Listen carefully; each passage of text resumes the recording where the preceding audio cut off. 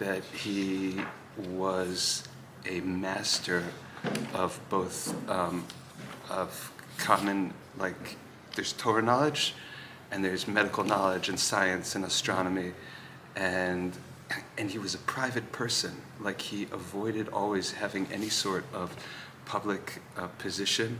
He was one of the few, we've had leaders, amazing leaders, and the biggest leaders of the past few hundred years had absolutely no position. The Gra had absolutely no official position.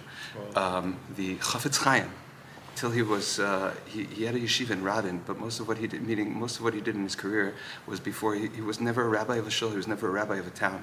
The Chazon Ish also was a very, very private person who was so influential because he was just so great.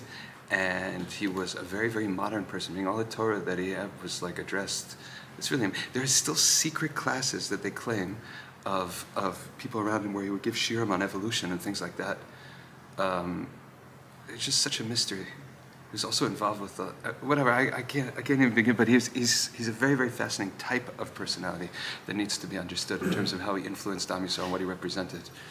And I just feel like it's like he's not appreciated and known about enough.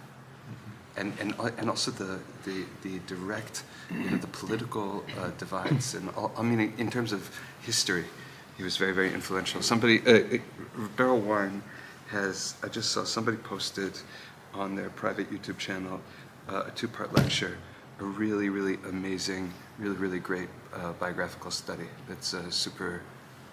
Maybe you could share it with us. I'm gonna find the link or something and try to send it. Yeah, because it's Beryl Warren. It's perfect. He's great. Great. The way you're talking, he's passed. Yeah. I believe he passed away in the 50s. He was in the Olam HaTorah. He was considered the preeminent decider about anything. Meaning, if he thought something, if it was his opinion, meaning everybody, he was the vision of Torah for that age. Yeah. And after, what's fascinating is also just a note. After he passed away, it seems that Torah moved to America. And the Gedolei Hadarim, what determined Torah was actually not in Eretz Yisrael. It was very interesting to go. Where was he based? He came from Europe to Israel. He was here by Hakamat HaMedina, and he was he represented the Torah interests in terms of the construction of the policies with the early Zionists like Ben Gurion and things like that. Went out to draft everybody, and he went to Ben Gurion and said, how could you draft everybody? Many people in yeshiva. Right. All the yeshiva world was just slaughtered. Right.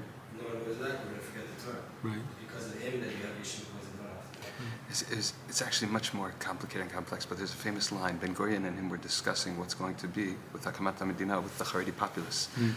So he quoted a Gemara that said, when you have a narrow path going up a mountain and you have one person or an animal coming down one way and one going up another way, if one animal is laden and the other animal is not laden, who do you let by first? So Ben Gurion said the one that's laden.